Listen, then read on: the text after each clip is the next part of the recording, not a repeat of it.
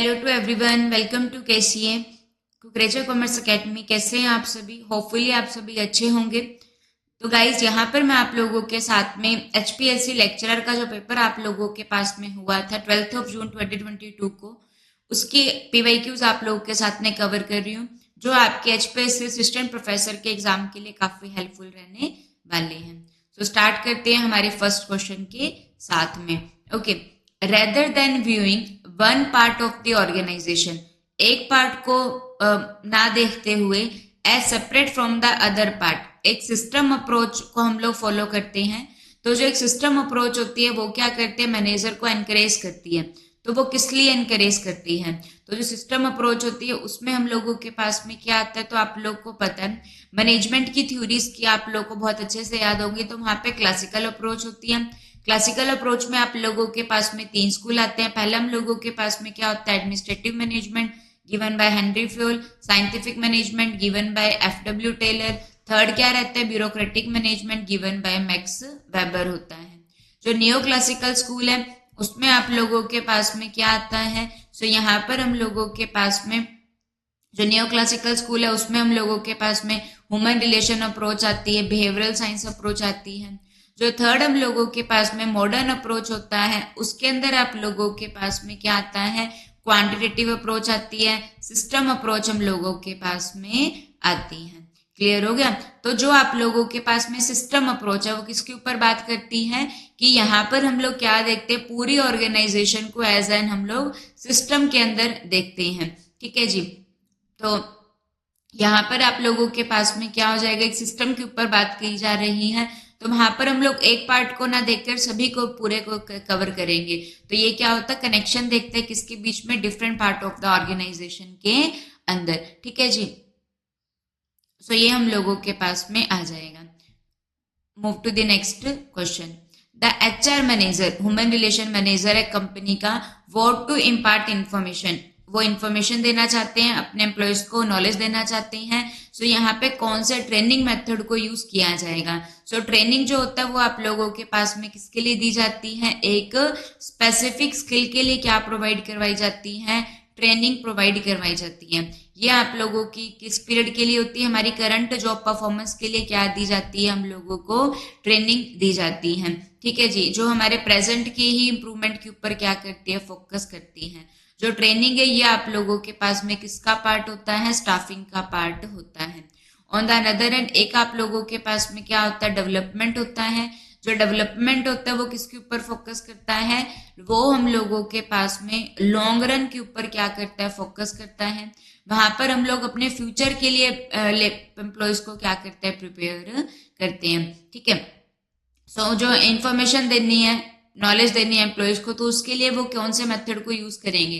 तो training method, film को, video, lecture, plan reading या case study, coaching, mentoring, group discussion.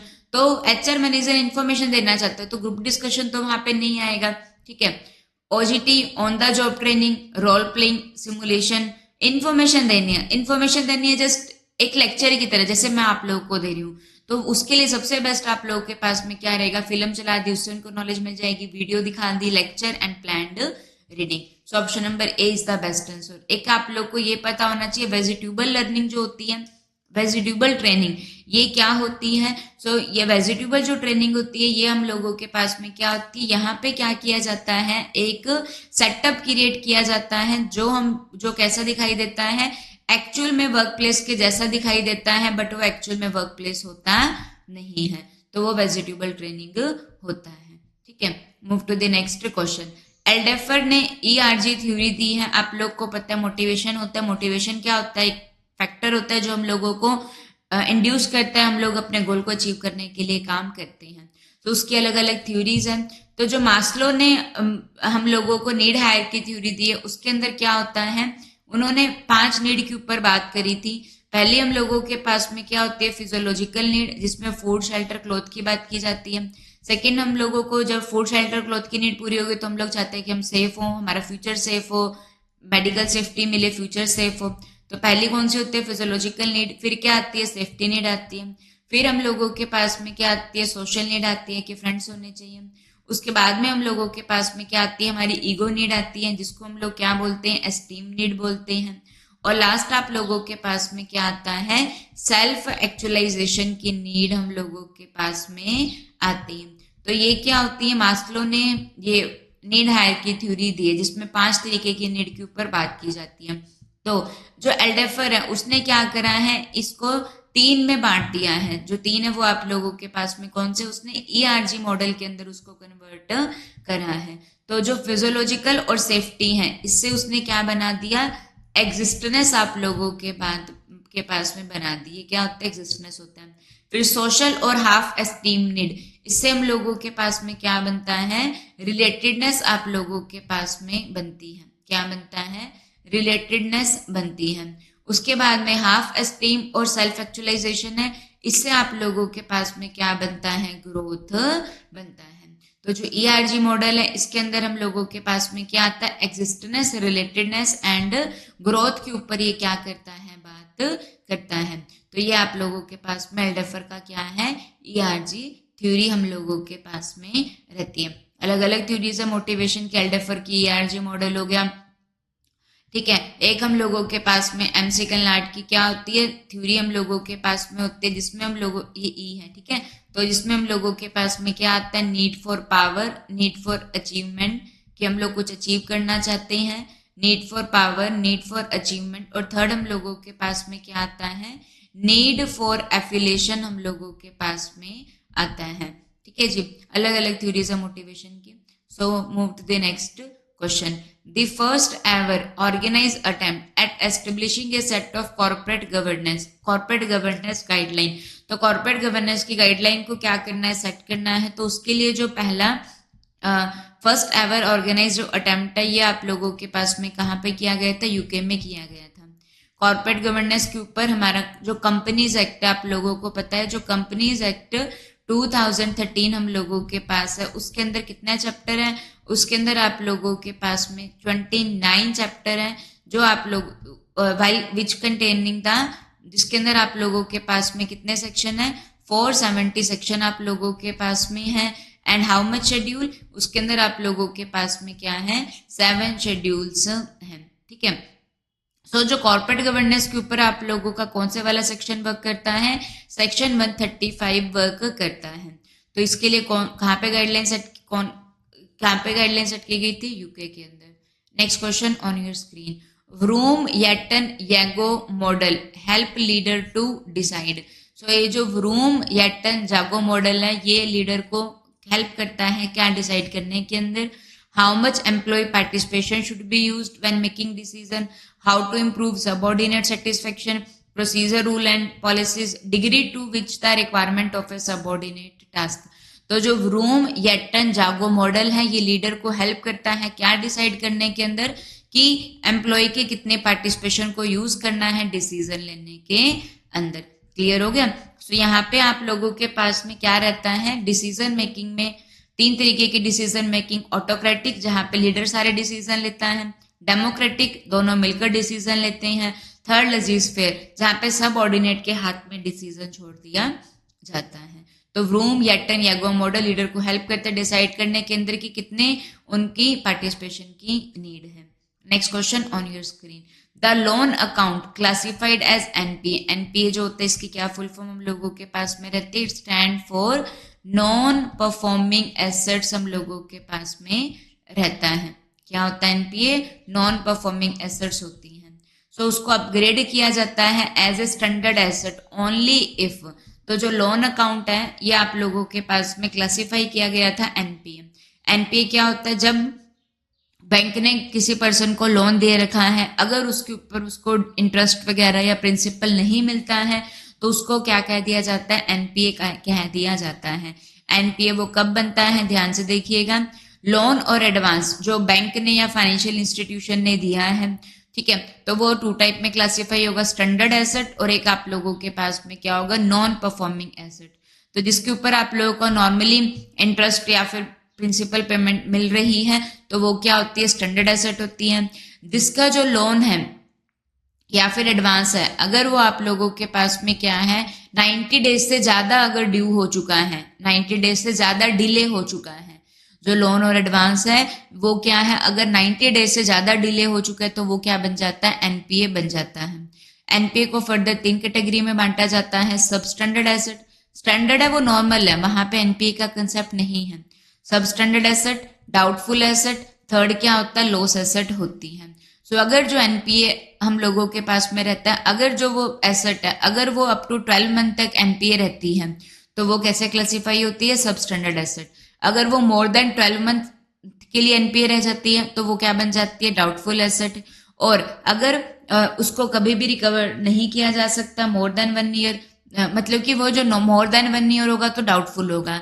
अगर वो एसेट नॉन रिकवरेबल है तो वो क्या बनती है, लॉस एसेट बनती है। क्लियर हो गया। एनपीए के आप लोगों के पास में कितने कैटेगरीज रहती हैं, 3 कैटेगरीज होती हैं, सब standard asset, loss asset, doubtful asset. Okay, तो यहाँ पे क्वेश्चन क्या लिखा हुआ था, जो लोन अकाउंट है उसको एनपीए क्लासिफाई किया गया था, उसको अपग्रेड कर दिया जाएगा एज ए स्टैंडर्ड, मतलब कि उसको नॉर्मल एसेट मान लिया जाएगा अगर जितना भी एरियर ऑफ इंटरेस्ट है और प्रिंसिपल है वो बोरोवर ने पे कर दिया। यहाँ पे इंटरेस्ट की बात करें इसीलिए नहीं बनेगा, यहाँ पे तो ड्यू है तो एनपीए ही हो जाएगा, अपग्रेड नहीं हो सकता, ये वाली बात गलत है। अगर वो सारा का सारा इंटरेस्ट का एरियर और जो प्रिंसिपल है अगर वो बोरोवर के द्वारा पे कर दिया जाता है तो वो जो लोन है वो क्या क्लासीफाई हो जाता है, स्टैंडर्ड एसेट क्लासीफाई हो जाता है। Move to the next question. Digital banking enabled fund transfer reduce the risk of, तो डिजिटल है आजकल आप लोग को पता है हर जगह डिजिटल बैंकिंग होती है, भीम ऐप हो गई, यूपीआई हम लोग करते हैं, ठीक है जी। तो ये डिजिटल बैंकिंग आजकल चल रही है हर जगह पे। तो जो डिजिटल बैंकिंग है वो क्या करते हैं, इनेबल्ड करती है फंड ट्रांसफर, उससे फंड ट्रांसफर होते हैं और जो रिड्यूस, जो आप लोगों के पास में लिक्विडिटी का रिस्क रिड्यूस होगा, नहीं ऐसा कुछ भी नहीं है। तो इससे क्या हो जाएगा, नकली करेंसी का जो रिस्क होगा वो क्या हो जाएगा, कम हो जाएगा। काउंटर फिटिंग का मतलब नकली जो करेंसी है उसका रिस्क कम हो जाएगा, ठीक है जी। सो ये आप लोगों के पास में आ जाएगा। Move to the next question. Unit linked insurance plan is an example of, तो इंश्योरेंस आप लोगों के पास में क्या होता है, जहाँ पे 2 पार्टीज होती हैं। एक पार्टी आप लोगों के पास में क्या होती है, इंश्योरर होती है। इंश्योरर क्या होती है, कंपनी होती है जो क्या करती है, दूसरे के रिस्क को लेती है। किसके रिस्क को लेती है, इंश्योर्ड के रिस्क को लेती है। तो जिस पर्सन का इंश्योरेंस किया जाता है वो पर्सन क्या कहलाता है, इंश्योर्ड कहलाता है। जो कंपनी इंश्योरेंस कर रही है वो क्या होती है, इंश्योरर होती है। तो यहाँ पे जो इंश्योरेंस होते हैं वो आप लोगों के पास में 2 टाइप के होते हैं। एक होता है लाइफ इंश्योरेंस। लाइफ इंश्योरेंस क्या होता है, जो ह्यूमन की लाइफ का किया जाता है, जिसमें क्या होता है, इन्वेस्टमेंट एंड सेफ्टी दोनों का ही प्रोविजन रहता है, इन्वेस्टमेंट और प्रोटेक्शन। क्योंकि यहाँ पे क्या हो जाएगा कि हमारा जो पैसा वो एज एन इन्वेस्टमेंट भी यूज हो रहा है। अगर पर्सन की डेथ नहीं होती है तो उसको एक मैच्योरिटी टाइम के बाद में पैसा पूरा का पूरा मिल जाएगा, तो इसकी इन्वेस्टमेंट भी है एज वेल एज सेफ्टी भी है। क्योंकि अगर डेथ हो जाती है तो यहाँ पे क्या होगा, सम एश्योर्ड मिल जाएगा, ठीक है, इंश्योर्ड के फैमिली मेंबर को। और एक हम लोगों के पास में क्या रहता है, जनरल इंश्योरेंस होता है, जिसमें फायर इंश्योरेंस आप लोगों के पास में आता है, मेरीन इंश्योरेंस आता है, ठीक है। तो जो जनरल इंश्योरेंस रहता है इसके अंदर ओनली आप लोगों के पास में सेफ्टी का प्रोविजन होता है, यहाँ पे इन्वेस्टमेंट जैसा कोई भी ऑप्शन नहीं होता है। क्यों नहीं होता है, क्योंकि यहाँ पे क्या होगा कि एक टाइम के बाद में अगर जैसे कि ये नॉर्मली 1 ईयर का रहता है, 1 ईयर के लिए हम लोग क्या कहते रहे, प्रीमियम पे करते रहे। अगर एसेट को कोई नुकसान नहीं होता, जैसे कि फायर इंश्योरेंस है तो फायर अगर नहीं होती है तो उस केस के अंदर आप लोगों के पास में क्या होता है, तो अगर फायर नहीं होती है तो जो पैसा आप लोगों ने प्रीमियम पे कर रखा है वो रिकवर नहीं होगा, ठीक है। लॉस हो जाता तो मिल जाता पैसा, लेकिन लॉस नहीं हुआ तो जो आपने प्रीमियम पे कर रखा था वो भी डूब जाएगा, ठीक है। तो ये 2 तरीके की इंश्योरेंस हम लोगों के पास में आते हैं, ओके। तो जो यूनिट लिंक्ड इंश्योरेंस प्लान है ये किस तरीके का एग्जाम्पल है, तो इसमें क्या होगा, यूनिट लिंक्ड इंश्योरेंस प्लान क्या होता है, जहां पे जो शेयर होल्डर है, अब देखो यहाँ पे हम लोगों ने क्या बात करी कि जो इंश्योरर है, ठीक है, ये देखो जो आप लोगों के पास में इंश्योरर कंपनी है वो क्या पे करेगी, इंश्योर्ड को लॉस होने के टाइम पे प्रीमियम क्या करेगी, पे करेगी। सॉरी, प्रीमियम कौन पे करता है, प्रीमियम ये याद रखिएगा, कंफ्यूज मत हो जाना।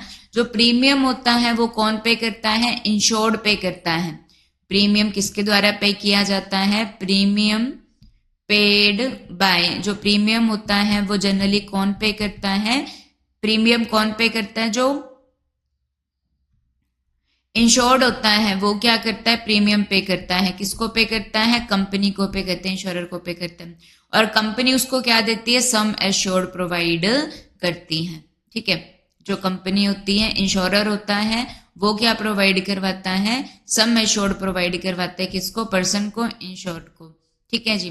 तो यहाँ पे जो यूनिट लिंक्ड इंश्योरेंस प्लान है ना, इसके अंदर क्या होगा कि जो पर्सन है, इंश्योरर, जो इंश्योर्ड है, इंश्योर्ड को प्रीमियम जो उसने पे किया उसके बदले में उसको सम एश्योर्ड तो मिलेगा ही मिलेगा, उसको सम एश्योर्ड तो मिलेगा ही मिलेगा। साथ में आप लोगों के पास में कोई भी प्रॉफिट भी बच जाता है ना, जो शेयर होल्डर के बीच में बांटा जाता है, उसका भी हिस्सा उसको मिलेगा। ठीक है, तो इसीलिए इसको क्या कहा जाता है? पार्टिसिपेटिंग इंश्योरेंस कहा जाता है। देखो, a participating insurance plan offer called a par policy, तो ये अलाउ करता है पॉलिसी होल्डर को, जो भी पॉलिसी होल्डर है, जो भी पर्सन है इंश्योर्ड है, ठीक है, तो उसको हिस्सा मिलता है इन पोर्शन ऑफ इंश्योरेंस कंपनी, जो इंश्योरेंस कंपनी है, जो इंश्योरर है, उसके प्रॉफिट को एक्वायर करने का, उसके प्रॉफिट को भी में एक्वायर करने का इसको हिस्सा मिलता है।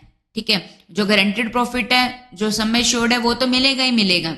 ठीक है, साथ में उसके साथ में कंपनी के प्रॉफिट के अंदर हिस्सा भी मिल जाएगा। सो ये यूनिट लिंक्ड इंश्योरेंस प्लान क्या होता है? पार्टिसिपेटिंग इंश्योरेंस होता है।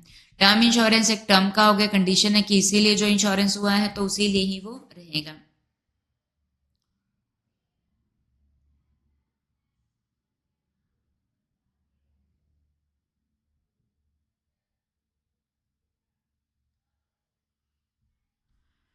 So move to the next question. As per the SEBI guideline, SEBI that is Securities Exchange Board of India, जो आप लोगों के पास में बना था, कब बना था? 1988 के अंदर बना था। और जो इसका एक्ट आया था, ये कब आया था आप लोगों के पास में? 1992 के अंदर आप लोगों के पास में इसका एक्ट आया है। क्लियर हो गया? तो as per the SEBI guideline on categorisation and rationalisation of scheme, ultra short duration fund is, तो ये आप लोगों के पास में क्या है? इसके अंदर जो अल्ट्रा शॉर्ट ड्यूरेशन फंड है, तो वो इसका आंसर पहले आ गया। तो ये आप लोगों के पास में अल्ट्रा शॉर्ट ड्यूरेशन फंड कौन सा होगा? जो डेट और money market instrument, money market जिसके अंदर maturity period less than 1 year का होता है। मनी मार्केट को कौन गवर्न करता है? आरबीआई गवर्न करता है।